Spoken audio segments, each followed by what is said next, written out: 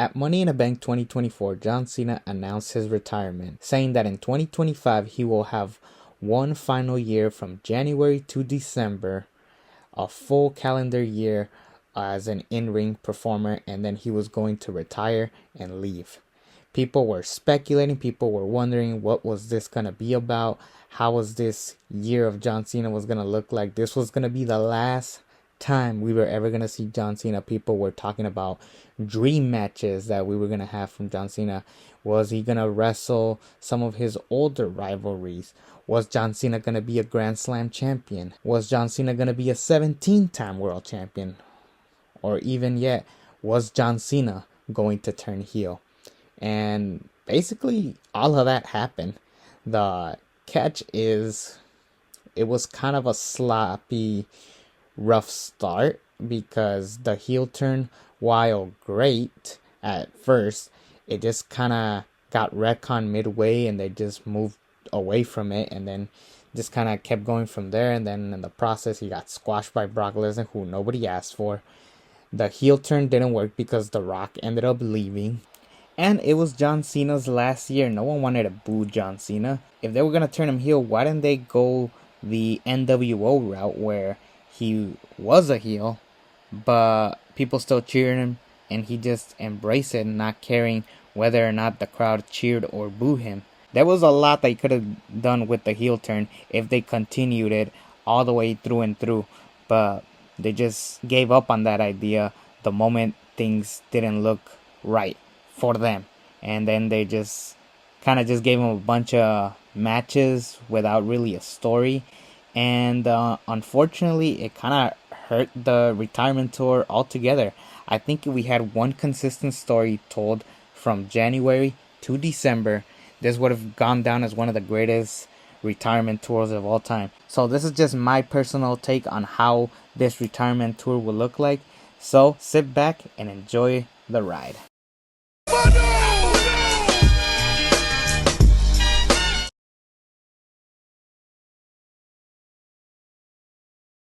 Full disclaimer, I'm only going to use the 36 days John Cena actually appeared on WWE television. I feel like it's going to be a lot to move people's schedule around, so I was just going to keep that the same.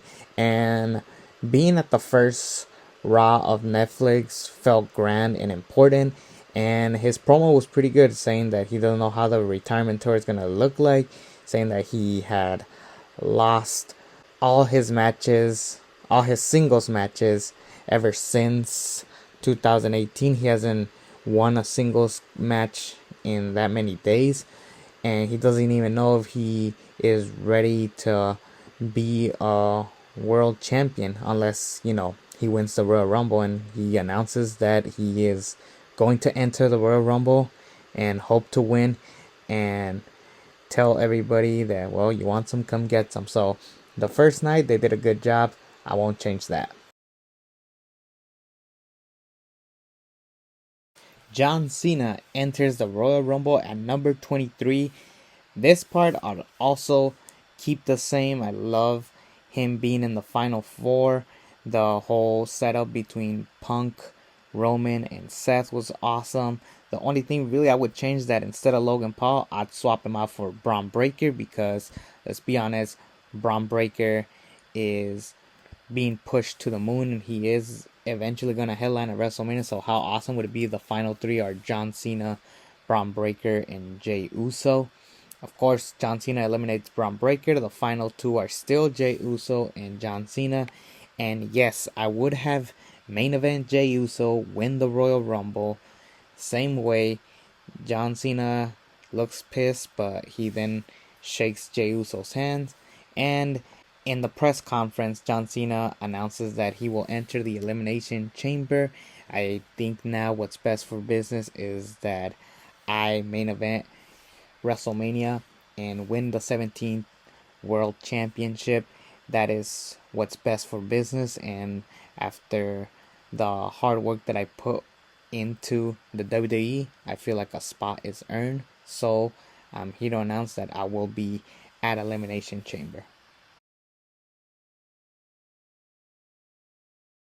Now, before we head on to Elimination Chamber, I would want to book some of the following Raws and SmackDowns leading up to the Elimination Chamber.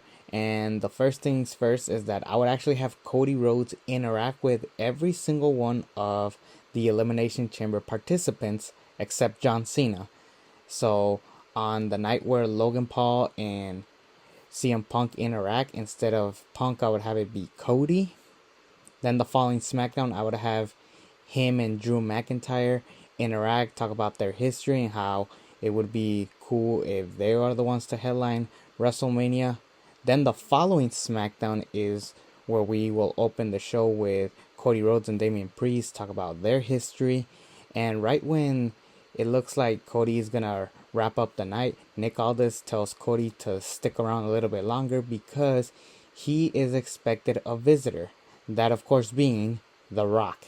And closing out the night will be The Rock coming back for the first time since the Raw Netflix debut. And basically, he tells Cody that he has been proud of the champion that he has become.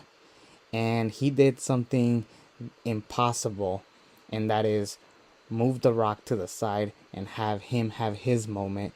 And that is the type of champion that he wants running the WWE. He cannot physically be wrestling anymore. He is a Hollywood star. He cannot do this anymore. So he is officially calling it a retirement. But he wants Cody Rhodes to do everything that he wants and be the champion that he wants him to be. All he has to do is agree to those terms and do everything that he says, and he will have everything and anything he'd ever want for his family and for his career in the WWE. As conflicted as Cody is, he then comes to Raw and thinks about The Rock's offer, and then he gets interrupted by Seth Rollins. We have that promo on the Raw before Chamber, Seth and Cody interacting. Keep that the exact same way. That was an awesome promo, one of my favorites. But then on SmackDown, the final person that he interacts with is CM Punk, and we talk about what kind of champions they wanted to be in the other company, wink wink. And CM Punk talks about how Cody has done it all without The Rock, and he shouldn't turn his soul to The Rock. And just as Cody tells him, I haven't made my decision yet, I will give that decision to The Rock tomorrow at Elimination Chamber. And then the show closes with a video of The Rock arriving to Toronto and saying, Cody, I hope you're listening and I hope you choose wisely. Now we can finally talk about the Elimination pay-per-view. And boy, oh boy, this was one of the best Elimination Chamber matches I've ever seen. Everything about it was just awesome. The spectacle, all 6 competitors now feel credible enough to win and headline against Cody Rhodes because he interacted with all of them. And of course, keep this the exact same way. John Cena takes advantage of CM Punk being curb stomped, puts the STF on CM Punk, making him pass out, him apologizing, and then Cody Rhodes is ready to shake hands. And here's where things get a little tricky. Now, I will have Travis Scott involved in this story, not fully. Basically, all I would have is Travis Scott be announced to be the WrestleMania host hours before Elimination Chamber starts. So he's just there celebrating. The Rock comes and tells Cody, I hope you made your decision and I really hope that you make me happy. Cody Rhodes basically tells The Rock to go F himself. And we are going to have this main event and we don't need you in it. John Cena and Cody Rhodes hug. And then the inevitable. The John Cena heel turn we never expected happens. The only thing I would change from this is John Cena is the one to beat up Cody Rhodes. The Rock is just watching him. He leaves the ring. He walks away. Travis Scott is just looking, hyping up the expressions. He's just like, oh my God, what just happened? Like kind of thing. So really it's just John Cena who does the beatdown to Cody Rhodes because this is more personal for just John Cena. Don't worry, we will get to him. I promise you, I will have The Rock more involved in this fantasy booking than he actually did. Because if The Rock is going to be here, he needs to at least be at WrestleMania 41. John Cena's first appearance since the inevitable heel turn, he comes to Brussels and explains his actions, talking about how he hated the fact that this company wanted to sideline him when it's his farewell tour. No, this is going to be his last run. He should be at the front. It shouldn't be focused on wannabe top guys. I am the greatest of all time. I should be in the front, headlining WrestleMania, not care about what Cody Rhodes does, what Jey Uso wants, CM Punk, who left this company, Roman Reigns, who was basically a John Cena bootleg. He just tears down the entire roster, talking about how they don't compare to John Cena, and they never will be. And at WrestleMania, he is going to do the impossible, something that people have been dreading him to do, and that is break the Ric Flair record. That's right. Currently, they are tied at 16-16, but at WrestleMania, it'll be 17. That's when Cody Rhodes comes in and reminds John Cena that he is not the same John Cena of yesteryear. Even with all of these fruity pebble colors, he is not the same John Cena. He hasn't even won a match since 2018. So, he doesn't care. He said, you can show up and complain to all these people and tell them that, oh, it's all about me. No, it is not about you, John Cena. Your time is up. And at WrestleMania 41, I'm going to prove it. John Cena comes to Glasgow, Scotland, and shares that Cody Rhodes had a fine speech last week, but that's it. It's just a fine speech. He just talks the talks, but if you remember, while I was at the top, he was too busy being Stardust, tag teaming with his brother. He was a nobody. He was just a sideline act. He had to leave and create his own company just to be irrelevant. While I stayed in WWE, I stayed faithful through the hard times. And now I am taking what has been rightfully mine, and that is that WWE Championship. He is not here to please anybody anymore. He is used to this. People booed him in his prime. People wanted him to fail, being spit on, yelled at, being bullied by the fans. And eventually, they're going to do the same thing to Cody and all of their favorites. The only reason why they're cheering me now is because it's my last year.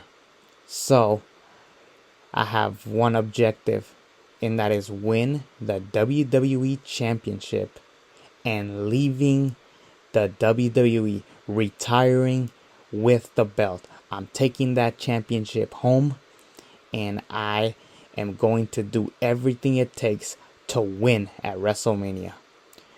Cody Rhodes is still unimpressed because, like we mentioned, John Cena hasn't won on his own, and this will be no different. Cody Rhodes says, but I am ready for anything and everything. And then John Cena just says, oh, trust me, you will get some. You will get a reality check because that crowd, they will boo you, they will eat you alive the same way they booed me when I competed against The Rock. The same crowd who are all about nostalgia, who care about their heroes because I am their hero, whether you like it or not. And just know, I will do anything in my power to win. John Cena and Cody Rhodes don't wait. They kick off Raw in London. Cody Rhodes asks John Cena, what do you want to talk about? And John Cena replies with, I want to talk about WrestleMania 40, the night you infamously finished the story. I remembered because I had a front row seat when I helped take out Sol Sikoa, and then I got rock bottom by The Rock. I took that sacrifice for you. Matter of fact, you're the one who called me, knowing deep down you couldn't do it alone. See, the thing is, when it comes to winning championships, I never need anybody's help. You can be upset all you want, Cody, but this is the reality. I am Mr. WWE. This is my final year, and I am leaving with that WWE Championship, and there's nothing you can do about it. And Cody Rhodes replies with, yes, I may not be all in when it comes to WWE. Matter of fact, I left and created a business, a new company, and ignited a revolution to prove to the WWE that they needed me, and they dropped the ball when I left. Something that you didn't have to do. Oh wait, you did.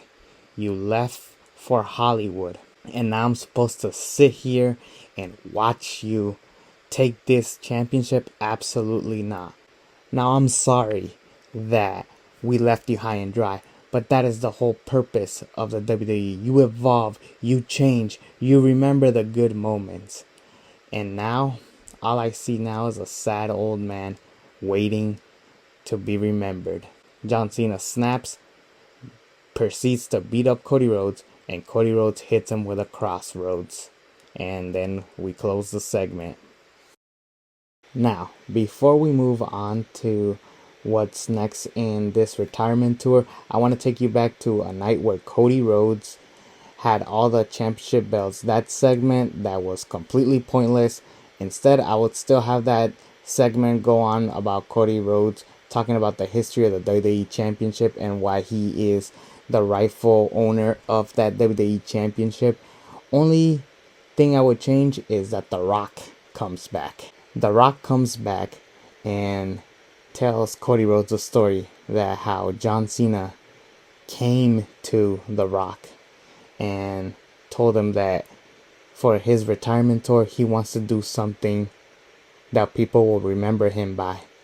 And then basically he told him to be the 17-time world champion. But he was scared that he couldn't do it because he hasn't been the same John Cena in years. And The Rock said, I'll help you. I will help you distract Cody Rhodes at his weakest point. You pull the trigger, which is why at Elimination Chamber, John Cena snapped and attacked Cody Rhodes.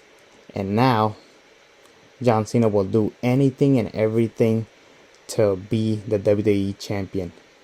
He finally listened to me. That's what The Rock tells Cody.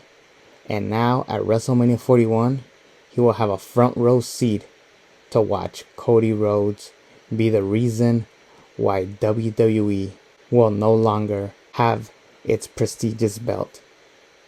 He predicts John Cena will do anything to beat Cody Rhodes, and he cannot wait to see the fall of Cody Rhodes. And basically this is payback for taking his spot at WrestleMania 40. And that's how that SmackDown closes. The final SmackDown before WrestleMania. And they closed the segment, Cody Rhodes and John Cena basically have about the similar promo, just going back to basics, hyping up the match one more time. John Cena addresses the comments that The Rock said the previous week and talks about how he doesn't care whether or not The Rock appears or not. He talks to Cody Rhodes about the fans, talks about how they are currently cheering him and booing Cody Rhodes just like he predicted. Cody Rhodes just has to face the reality that this company, these fans are not the same. They're just bullies. using you until you can no longer go. And it's the same thing that has happened to all of these legends. And it's the same thing that's going to happen to Cody Rhodes. Cody Rhodes basically tells John Cena that he is wrong. And that the difference with Cody and Cena, Cody Rhodes has never been told you can't wrestle. They go back through history, talk about what an inspiration John Cena was when Cody Rhodes was starting up, all the advice that he gave him, and he's going to use all that advice to take down John Cena and possibly end the retirement tour a lot sooner than he thinks. They have one final brawl. Instead of Cody Rhodes standing on top, instead we're going to have a bunch of security guards come out and stop the fight from escalating. And then we move on to WrestleMania. It is WrestleMania 41 Night 2. After crazy WrestleMania Night 1, we have Night 2. And the first thing we see in Night 2 is a car arriving, and it's The Rock showing up. Then we have the hype package for WrestleMania. Travis Scott kicks off the night. Don't worry, Travis Scott will not get involved in the main event. He's just hosting WrestleMania. So let's just fast forward to the main event. John Cena's final WrestleMania entrance. He comes out with all black, and the only thing you see is his name. Cody Rhodes has his entrance, and we actually have a classic. We have a good match. It's not John Cena trying to ruin wrestling. No, he puts in the effort. He actually gives us a great performance. The Rock is simply just sitting in the crowd watching the show as a fan. He doesn't get involved in the match, but his presence is very important to the match. It does get into Cody's head, but not by a lot. Eventually, John Cena cheats to beat Cody Rhodes. Now he's wrestling a heel style. We don't have that stupid segment where Cody Rhodes holds the belt and fails to pull the trigger and hit John Cena. We're not doing that. That was stupid. It's just two people brawling, and eventually John Cena becomes the 17-time world champion. After Cody Rhodes watches in defeat, The Rock just watches from the crowd, disappointed, nods his head to Cody Rhodes, and then walks away. In the press conference, John Cena simply just tells the press, if you guys want to see one final run with John Cena and see how I take down the WWE, stay tuned tomorrow on Raw.